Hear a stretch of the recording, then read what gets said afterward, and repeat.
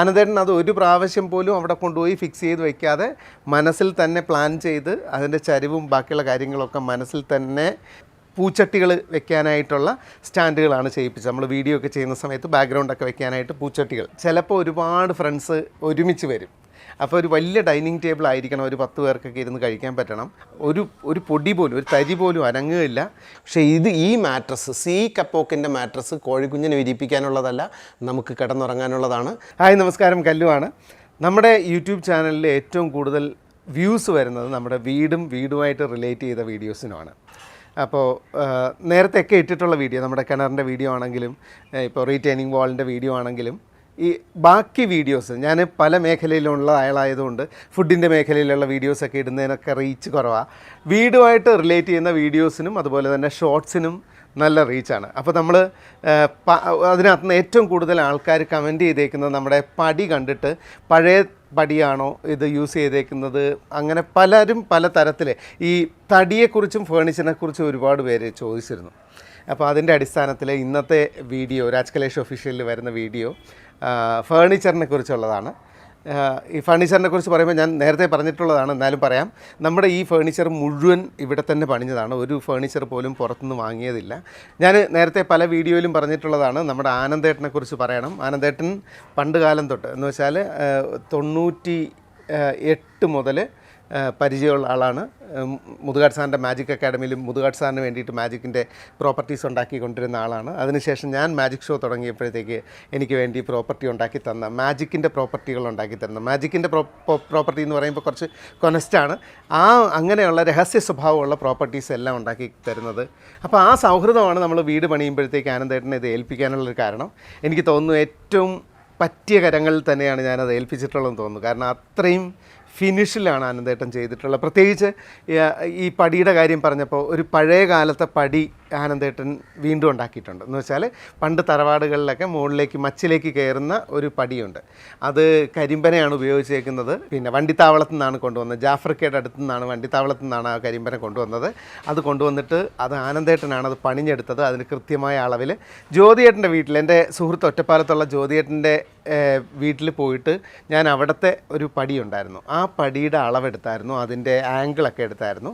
അപ്പോൾ ആ ഫോട്ടോസും വീഡിയോസും വെച്ചിട്ടാണ് ആനന്ദേട്ടൻ്റെ ഒരു പ്രത്യേകത എന്ന് പറഞ്ഞു കഴിഞ്ഞാൽ ഏത് ഫോട്ടോ കാണിച്ചാൽ ഒരു വീഡിയോയിൽ ചിലപ്പോൾ ഒരു ഫേണിച്ചർ ഉണ്ടാവും. ആ ഫേണിച്ചറിൻ്റെ നമ്മളിങ്ങനെ പിന്നെ ഒന്ന് പോസ് ചെയ്ത് കാണിച്ചു കൊടുത്താൽ മതി, ആനന്ദേട്ടൻ്റെ ഒരു ഉദ്ദേശ കണക്ക് അതിനെ എടുക്കും.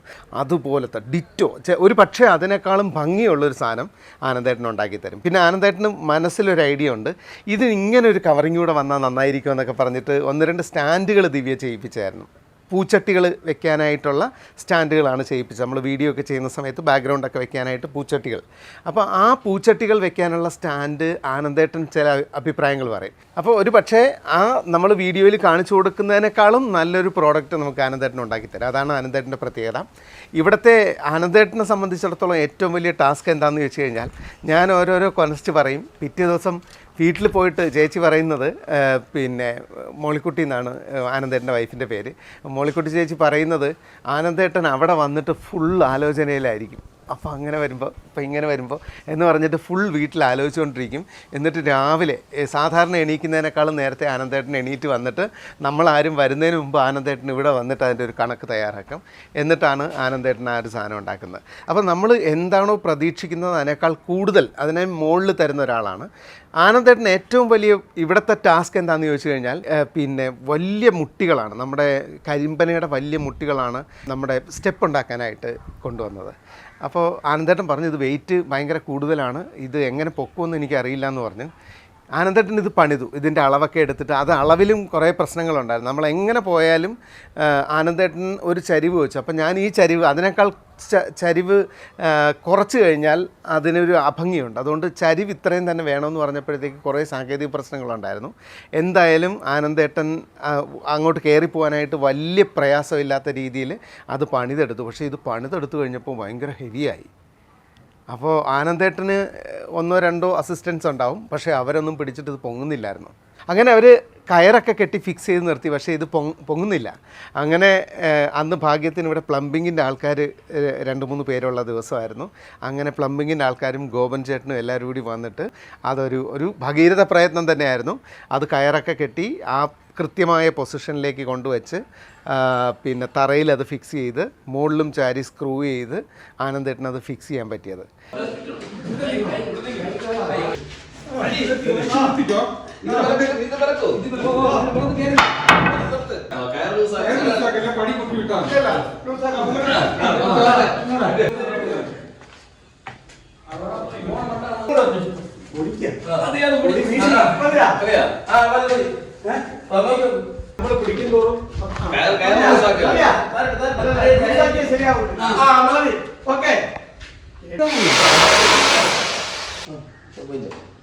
ഡോർ എനിക്ക് തോന്നുന്നു ഫ്രണ്ട് ഡോർ ഫിക്സ് ചെയ്യുന്നത് ആദ്യമായിട്ട് ആനന്ദേട്ടൻ 2 ഡോറും പണിഞ്ഞതിന് ശേഷം കൊണ്ടുവന്ന് ഫിക്സ് ചെയ്യുന്നത് ഞാനന്ന് ഇവിടെ ഉള്ള സമയത്താണ്. അപ്പോൾ ഞാൻ ആനന്ദേട്ടനോട് പറഞ്ഞു, ഈ പടി പൊക്കി വെക്കുന്നത് ആനന്ദേട്ടനത് വെച്ച് നോക്കാനോ ഒന്നും പറ്റിയിട്ടില്ല. ആദ്യമായിട്ട് എടുത്ത് വയ്ക്കുന്നത് ആ പൊസിഷനിൽ തന്നെ ആയിരിക്കണം. പക്ഷേ അളവുകളൊക്കെ കിട്ടിക്കഴിഞ്ഞാൽ അവർക്ക് ഉണ്ടാക്കാൻ പറ്റുമോ, അതിൻ്റെ ചരിവൊക്കെ മനസ്സിൽ കാൽക്കുലേറ്റ് ചെയ്തിട്ട് ചെയ്യാൻ പറ്റുമെന്ന് എനിക്ക് തോന്നുന്നു. അങ്ങനെയാണ് ആനന്ദേട്ടൻ അത് ചെയ്തത്. ഞാൻ പറഞ്ഞത് ആറന്മുള വള്ളസദ്യ പോലെയാണ്. നമ്മളിപ്പോൾ വീട്ടിലൊരു കറി ഉണ്ടാക്കിയിരുന്നാൽ അത് നമുക്ക് ടേസ്റ്റ് ചെയ്ത് നോക്കാൻ പറ്റും, ഇടയ്ക്കിടയ്ക്ക് ടേസ്റ്റ് ചെയ്യാൻ പറ്റും. പക്ഷേ ആറന്മുള വള്ളസദ്യയിലെ പാചകക്കാരൊന്നും അത് ടേസ്റ്റ് ചെയ്യാതെയാണ് ഉണ്ടാക്കുന്നത്. ആനന്ദേട്ടൻ അത് ഒരു പ്രാവശ്യം പോലും അവിടെ കൊണ്ടുപോയി ഫിക്സ് ചെയ്ത് വയ്ക്കാതെ മനസ്സിൽ തന്നെ പ്ലാൻ ചെയ്ത് അതിൻ്റെ ചരിവും ബാക്കിയുള്ള കാര്യങ്ങളൊക്കെ മനസ്സിൽ തന്നെ കൊടുത്തിട്ട് അത് പണിഞ്ഞെടുത്ത് അത് കറക്റ്റായിട്ട് ഫിക്സ് ചെയ്തു എന്നുള്ളതാണ്. ആനന്ദേട്ടന് ഏറ്റവും കൂടുതൽ സ്ട്രെസ് കൊടുത്ത വേറൊരു ഐറ്റം നമ്മുടെ ഡൈനിങ് ടേബിളായിരുന്നു. അപ്പോൾ നമ്മുടെ ഡൈനിങ് ടേബിളിൻ്റെ പ്രത്യേകത എന്താണെന്ന് ചോദിച്ചു കഴിഞ്ഞാൽ, ചിലപ്പോൾ ഒരുപാട് ഫ്രണ്ട്സ് ഒരുമിച്ച് വരും. അപ്പോൾ ഒരു വലിയ ഡൈനിങ് ടേബിൾ ആയിരിക്കണം, ഒരു 10 പേർക്കൊക്കെ ഇരുന്ന് കഴിക്കാൻ പറ്റണം. എന്നാൽ നമ്മൾ 4 പേര് മാത്രമേ ഉള്ളൂ വീട്ടിൽ. അപ്പം നമുക്ക് 4 പേർക്കും ഇരിക്കാനായിട്ട് കുറച്ച് സ്ഥലം മതി. അങ്ങനെയാണെങ്കിൽ ഒരു സൈഡ് മടക്കി കഴിഞ്ഞാൽ നമുക്ക് 4 പേർക്ക് മാത്രമായിട്ട് ഇരുന്ന് കഴിക്കാൻ പറ്റുന്ന ഒരു കുഞ്ഞു ടേബിളായി മാറും. അങ്ങനെ ഇനിയിപ്പോൾ വേറെ എന്തെങ്കിലും പരിപാടി നടക്കുകയാണ്, അവിടെ നിന്ന് ഡൈനിങ് ടേബിൾ മാറ്റണം എന്നുണ്ടെങ്കിൽ അത് 2 സൈഡും മടക്കി കഴിഞ്ഞാൽ അത് അപ്പുറത്തേക്ക് എടുത്തിടാനും പറ്റും. അങ്ങനത്തെ ഒരു ഡൈനിങ് ടേബിളാണ് ഞാൻ ആനന്ദേട്ടനോട് പറഞ്ഞത്. കുറേ ആനന്ദേട്ടൻ എന്നോട് പിന്നെ കുറേ പ്ലാനുകൾ പറഞ്ഞു. അവസാനം ഞാൻ പണ്ട് ബോംബെയിൽ പോയപ്പോഴത്തേക്കും മെല്ലി ഭുങ്കാര എന്ന് പറയുന്ന മജീഷ്യൻ്റെ വീട്ടിൽ പോയപ്പോൾ ഈ ഓൾമോസ്റ്റ് ഇതുപോലത്തെ ഒരു അതിനേക്കാളും കുറച്ചുകൂടി ഐഡിയപരമായിട്ടാണ് ഇപ്പോൾ ഉണ്ടാക്കിയിരിക്കുന്നത്. അപ്പോൾ മെല്ലിയുടെ വീട്ടിൽ കണ്ട ഒരു സിമ്പിൾ ഐഡിയയുടെ ഒരു ഇത് പറഞ്ഞു കൊടുത്തു ആനന്ദേട്ടന്. അപ്പോൾ ആനന്ദേട്ടൻ അതിനകത്ത് ഒരു പ്രശ്നം എന്താണെന്ന് വെച്ച് കഴിഞ്ഞാൽ, ഒരു സൈഡിൽ ഈ ഡൈനിങ് ടേബിൾ അമർത്തുമ്പോഴത്തേക്ക് അതിങ്ങനെ താഴ്ന്നു പോകുമായിരുന്നു. അപ്പോൾ ഞാൻ ആനന്ദേട്ടനോട് പറഞ്ഞു, ആനന്ദേട്ടൻ ഇതിനെന്തെങ്കിലും ചെയ്യാൻ പറ്റുമെന്ന് ചോദിച്ചപ്പോഴത്തേക്ക് ആനന്ദേട്ടൻ ഈ കൊടുത്തേക്കുന്ന ഇതിൻ്റെ അടിയിൽ കൊടുത്തേക്കുന്ന നമ്മൾ ഈ ഡൈനിങ് ടേബിൾ നിവർത്തി വെക്കുന്നതിന് മുമ്പായി അത് കൈകൊണ്ട് പിടിച്ചിട്ട് നമ്മളൊരു സാധനം നിവർത്തി വെക്കും അതിനകത്തുനിന്ന്. ആ സാധനം 2ആക്കി സ്പ്ലിറ്റ് ചെയ്തു. അതൊരു അസാധ്യ ഐഡിയ ആയിരുന്നു. ഇപ്പോൾ ആ ഡൈനിങ് ടേബിളിന് അത് ഫിക്സ് ചെയ്തിട്ട് കഴിഞ്ഞാൽ 10 പേർക്ക് ഇരുന്ന് കഴിക്കുകയും ചെയ്യാം. ഒരു പൊടി പോലും ഒരു തരി പോലും അനങ്ങുകയില്ല. ഈസി ആയിട്ട് ക്ലീൻ ചെയ്തെടുക്കാൻ പറ്റും. തടി മാത്രമാണ് അതിന് ടേബിൾ ടോപ്പായിട്ട് ഗ്ലാസ് ഒന്നുമില്ല. തടിയിൽ തന്നെ ഉണ്ടാക്കിയിട്ടുള്ള ഒരു ഡൈനിങ് ടേബിളാണ് ഇപ്പോൾ ഉള്ളത്. ഇതിനകത്ത് ഈ സൈഡിൽ 2, 4, 3 പേർക്ക് അവിടെ ഇരിക്കാൻ പറ്റും, ബെഞ്ചിൽ ഇരിക്കാൻ പറ്റും, 3 പേർക്ക് ഇവിടെ ഇരിക്കാൻ പറ്റും. അപ്പം ടോട്ടൽ 10 പേർക്ക് ഇരിക്കാൻ പറ്റും. പിന്നെ ആനന്ദേട്ടൻ ഡിസൈൻ കൊടുത്തിട്ടുണ്ട് എന്ന് പറഞ്ഞത് ഇതാണ്. ആനന്ദേട്ടൻ എല്ലാത്തിലും കൊടുത്തേക്കുന്ന ഡിസൈൻ പലതിലും ഇതിലുമൊക്കെ ഉണ്ട്. ഇതാണ് നമ്മുടെ പടി. ഇതാണ് വളരെ പ്രയാസപ്പെട്ട് ഉയർത്തി വെച്ചു എന്ന് പറഞ്ഞാൽ പഴയ കാലത്തെ പടി. ഇത് ആനന്ദേട്ടൻ തന്നെ മുഴുവൻ വർക്കുകളും ആനന്ദേട്ടൻ തന്നെ ചെയ്തതാണ്. സാധാരണ പനയിലുള്ള വർക്കുകൾ ഈ കാർപ്പൻറ്റേഴ്സ് ചെയ്യാനായിട്ട് മടി കാണിക്കുമെന്നൊക്കെ പലരും പറഞ്ഞായിരുന്നു. പക്ഷേ ആനന്ദേട്ടൻ എന്നോട് ഒരു മടിയും പറഞ്ഞില്ല, സന്തോഷത്തോടു കൂടി ചെയ്ത വർക്കാണ്. പിന്നെ ഇവിടെ കാണുന്നത് ആനന്ദേട്ടൻ്റെ സോഫാസാണ്. ഇതിനകത്ത് കുഷനില്ലാത്ത സോഫയാണ്. ഏത് വയസ്സായ ആൾ വന്നാലും ഈസി ആയിട്ട് ഇരിക്കാനും എണീക്കാനും പറ്റുന്ന തരത്തിലാണ് ഇതിൻ്റെ ആംഗിളുകൾ സെറ്റ് ചെയ്തേക്കുന്നത്. ആനന്ദേട്ടൻ ഒരു സഹായം ഇല്ലാതെ തന്നെ ഈസി ആയിട്ട് എണീറ്റ് വരാൻ പറ്റും. ഇപ്പോൾ ഏത് പ്രായത്തിലുള്ള ആൾക്കാരാണെങ്കിലും ഇരുന്ന് കഴിഞ്ഞാൽ പെട്ടെന്ന് എണീക്കാൻ പറ്റുന്ന തരത്തിലാണ്. ഇതിനെ സോഫ എന്ന് പറയാൻ പറ്റുമെന്ന് എനിക്ക് അറിഞ്ഞുകൂടാ, കസേര എന്ന് തന്നെ പറയാം. 2 പേർക്ക് ഇരിക്കാൻ പറ്റുന്ന ഒരു കസേരയാണ്, 2-3 പേർക്ക് ഇരിക്കാൻ പറ്റുന്ന ഒരു കസേരയാണ്. ഇതിനകത്ത് ഈ കൊടുത്തേക്കുന്ന ടൈലാണ്. ഇത് ആനന്ദേട്ടൻ പലതവണ ടൈൽ വെച്ച് ഡിസൈൻ ചെയ്തോട്ടെ, പല സാധനങ്ങളും ടൈൽ വെച്ച് ഡിസൈൻ ചെയ്തോട്ടെ എന്ന് ചോദിച്ചു. ഈ ടൈല് നമുക്ക് ഈ പിന്നെ പടിയിൽ വെക്കാനായിട്ട് കൊണ്ടുവന്ന ഡിസൈനർ ടൈലാണ്. അപ്പോൾ അതിൻ്റെ ബാക്കി വന്ന ടൈലാണ് ആനന്ദേട്ടൻ ഇതിനകത്ത് കൊടുത്തിട്ടുള്ളത്. പിന്നെ വേറൊരു പ്രത്യേകതയും കൂടിയുണ്ട് ഈ സോഫയ്ക്ക്. ഇതിനകത്ത് ഉറങ്ങിക്കഴിഞ്ഞാൽ പെട്ടെന്ന് ഡീപ്പ് സ്ലീപ്പായി പോകും. എന്ന് വെച്ചാൽ ഇതിനകത്ത് കിടന്നു കഴിഞ്ഞാൽ അതിൻ്റെ തടിയുടെ പ്രത്യേകതയാണോ അത് ഈ ഒരു കോർണറിൻ്റെ പ്രത്യേകതയാണോ എന്ന് അറിഞ്ഞുകൂടാ, ഡീപ്പ് സ്ലീപ്പിലേക്ക് പോകും. ഇത് ആനന്ദേട്ടൻ ഡിസൈൻ ചെയ്തിട്ടുള്ള ഒരു കോർണർ സ്റ്റാൻഡാണ്. ഈ കോർണർ സ്റ്റാൻഡ് എവിടെ വെക്കണം എന്നുള്ള കാര്യത്തിലൊന്നും നമുക്ക് ധാരണയില്ലായിരുന്നു. പക്ഷേ ഉണ്ടാക്കി കഴിഞ്ഞപ്പോഴത്തേക്ക് ഇതെല്ലാവരും കാണണമെന്ന് എനിക്ക് തോന്നി. ഇതിൻ്റെ ഈ ഡോറൊക്കെ ചെയ്തേക്കുന്നുണ്ട്, വളച്ചാണ് ചെയ്തേക്കുന്നത്. ഇതെങ്ങനെ ചെയ്തു എന്നുള്ളത് എനിക്കിപ്പോഴും, ഇത് പഴയ ചില മുസ്ലിം തറവാടുകളിലൊക്കെ ചില ഫേർണിച്ചർ ഇങ്ങനെ വളച്ച് ചെയ്തേക്കുന്നത് കണ്ടിട്ടുണ്ട്. പക്ഷേ ഇതിൻ്റെ ടെക്നിക്ക് എന്താണെന്ന് ഇപ്പോഴും എനിക്ക് അറിഞ്ഞുകൂടാ. പക്ഷേ ആനന്ദേട്ടൻ ഗംഭീരമായിട്ട്, അത് ഇപ്പോൾ ഏകദേശം ഇത് 1 വർഷത്തോളം ആയത് ഉണ്ടാക്കിയിട്ട് ഇപ്പോഴും യാതൊരു പ്രശ്നമില്ലാതെ ഉഷാറായിട്ട് വർക്ക് ചെയ്യുന്നുണ്ട്. ഇതാണ് ആനന്ദേട്ടൻ്റെ ടീപ്പോയ്.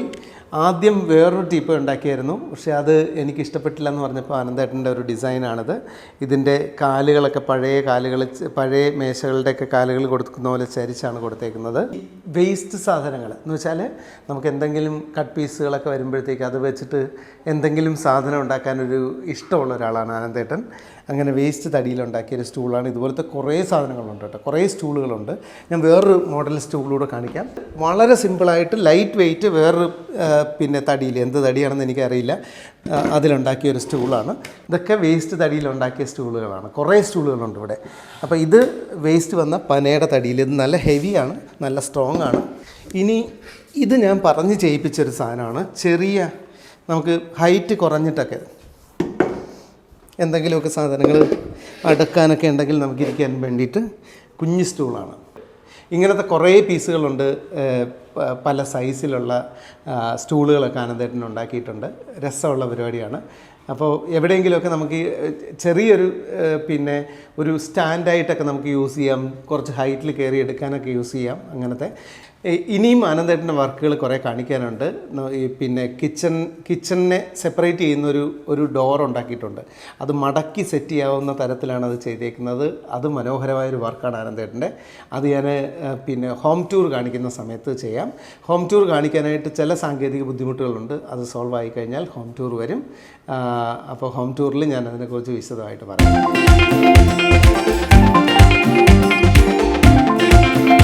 21 കോഴിമുട്ട 21 ദിവസം ഇതിൻ്റെ മുകളിൽ അടയിരുന്ന് കഴിഞ്ഞാൽ അത് കോഴിക്കുഞ്ഞ് വിരിയും. പക്ഷേ ഈ മാട്രസ്, സി കപ്പോക്കിൻ്റെ മാട്രസ് കോഴിക്കുഞ്ഞിനെ വിരിയിപ്പിക്കാനുള്ളതല്ല, നമുക്ക് കിടന്നുറങ്ങാനുള്ളതാണ്. അതുകൊണ്ട് തന്നെ നമ്മളിതിൽ കിടന്നുറങ്ങാൻ പോവാണ്. കിടന്നുറങ്ങാം. എടുത്തോ എടാ മാറ കോഴിക്കുഞ്ഞെ.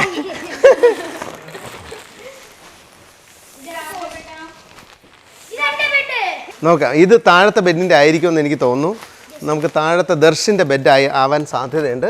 ഇതിൻ്റെ പ്രത്യേകത എന്താണെന്ന് ചോദിച്ചു കഴിഞ്ഞാൽ ഇതിനകത്ത് കപ്പോക്കാണ്, ഇതിനകത്ത് നമ്മുടെ ഉന്നത്തിൻ്റെ പഞ്ഞിയാണ്.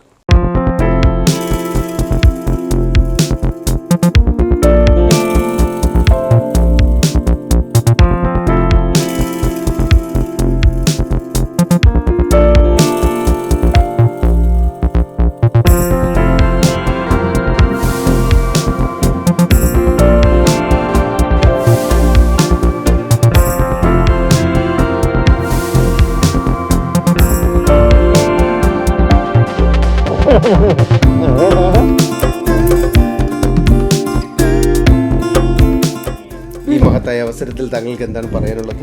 നാളെ രാവിലെ എണീക്കുമെന്നൊരു ഡൗട്ടാണ്. സ്കൂളിൽ പോകാൻ വിളിക്കരുത് എന്നാണ്. നാളെ അപ്പോൾ സ്കൂളില്ല. ഇല്ല. നമ്മുടെ റൂമിൻ്റെ സൈസിന് ആനുപാതികമായിട്ടാണ് ആനന്ദേട്ടൻ കട്ടിലുകൾ ഉണ്ടാക്കിയത്. അപ്പോൾ നല്ല ഡിസൈനിലുണ്ടാക്കിയ കട്ടിലാണ്, കുറച്ച് വലിയ കട്ടിലാണ്. അപ്പോൾ ഇതിൻ്റെ ഒരു പല ബ്രാൻഡുകളുടെയും മെത്തകൾ ഇടുന്ന സമയത്ത് കുറച്ച് വലിപ്പം കൂടുതലും, ചില ബ്രാൻഡുകൾ കൂടുതലും ചില ബ്രാൻഡുകൾ കുറവും ഒക്കെ ഉണ്ടായിരുന്നു. ഞാൻ ഈ അടുത്ത സമയത്ത് ഒരു മെത്തയുടെ പരസ്യം ചെയ്യാനായിട്ട് കോഴിക്കോട് പോയിരുന്നു. അപ്പോൾ അവരുടെ ടെക്നോളജി കണ്ട സമയത്ത് അവർ ഈ നമ്മുടെ സിൽക്ക് കോട്ടൺ എന്ന് പറയുന്ന നമ്മുടെ ഉന്നം എന്നൊക്കെ പറയുന്ന, അല്ലെങ്കിൽ നമ്മുടെ പരുത്തി എന്ന് പറയുന്ന അതിൻ്റെ പഞ്ഞിയാണ് മുകളിൽ ലെയർ ചെയ്തിട്ട് മെത്തകൾ ഉണ്ടാക്കുന്നത്. അപ്പോൾ അവരുടെ ഒരു ടെക്നോളജി കണ്ടപ്പോഴത്തേക്കും ഞാൻ അവിടെ നിന്ന് ഓർഡർ ചെയ്തു. അവിടെ നിന്ന് എല്ലാ കട്ടിലുകളിലേക്കും മെത്ത ഓർഡർ ചെയ്തു. ഇപ്പോൾ അത് കൊണ്ടുവന്നിട്ട് ഒരു 3-4 ദിവസമായി. അപ്പോൾ അതിനകത്തൊരു 4 ദിവസമായിട്ട് സുഖമായിട്ട് ഉറങ്ങുന്നതിൻ്റെ അടിസ്ഥാനത്തിലാണ് ഞാൻ പറയുന്നത്. അത് നല്ലതാണ്. സി കപ്പോക്ക് മാട്രസ് എന്നാണ്. അതിൻ്റെ പ്രത്യേകത എന്താണെന്ന് ചോദിച്ചു കഴിഞ്ഞാൽ പല ടൈപ്പിലുള്ള 17 തരം ബെഡുകൾ അവർക്കുണ്ട്. അതിനകത്തുനിന്ന് പിന്നെ എനിക്കിഷ്ടപ്പെട്ട 1-2 സാധനങ്ങളാണ് ഞാൻ ചൂസ് ചെയ്തിരിക്കുന്നത്. താഴത്തെ നമ്മുടെ ഗസ്റ്റ് ബെഡ്റൂമിൽ ഒരു മെഡിക്കേറ്റഡ് ബെഡാണ് യൂസ് ചെയ്തേക്കുന്നത്. ഒരു കുറച്ച് ഹാർഡായിട്ടുള്ളൊരു മെറ്റീരിയൽ കൊണ്ടാണ് ആ മെഡിക്കേറ്റഡ് ബെഡ് ഉണ്ടാക്കുന്നത്. അതിൻ്റെ മുകൾ ഭാഗത്തും ഈ പിന്നെ കപ്പോക്ക് കൊണ്ട്, നമ്മുടെ പഞ്ഞി കൊണ്ട് തന്നെയാണ്, നമ്മുടെ സിൽക്ക് കോട്ടൺ കൊണ്ട് തന്നെയാണ് അതിൻ്റെ മുകളിൽ ലെയർ ചെയ്തേക്കുന്നത്. എല്ലാ ബെഡുകളും സിൽക്ക് കോട്ടൺ കൊണ്ട് ലെയർ ചെയ്ത ബെഡാണ് ഞാൻ ചൂസ് ചെയ്തത്. എല്ലാ കട്ടിലും കറക്റ്റായിട്ടുള്ള അളവിന്. അപ്പോൾ ഞാൻ ഒരു കാര്യം കൂടെ സജസ്റ്റ് ചെയ്യുന്നു. നിങ്ങളുടെ കട്ടിലിൻ്റെ അളവ് ഒരു പക്ഷേ ചിലപ്പോൾ ഈ സ്റ്റാൻഡേർഡ് സൈസിലൊന്നും വന്നില്ലെങ്കിൽ സി കപ്പോക്കിലേക്ക് വിളിച്ച് പറഞ്ഞാൽ മതി. അവർ കൃത്യമായിട്ട്, കോഴിക്കോടാണ് അവരുടെ ഫാക്ടറി ഉള്ളത്. പിന്നെ ഫാക്ടറി ഔട്ട്ലെറ്റുകൾ പല സ്ഥലത്തും ഉണ്ട്. ഫാക്ടറിയിൽ നിന്ന് തന്നെ നേരിട്ട് സെയിൽ നടത്തുന്നതുകൊണ്ട് അവർക്ക് കുറച്ചുകൂടി സാധാരണ വാങ്ങുന്ന മാട്രസിനേക്കാളും ലാഭത്തിൽ അവിടെ നിന്ന് വാങ്ങാൻ പറ്റും സി kapok mattress. na na na na na na na na na na na na na na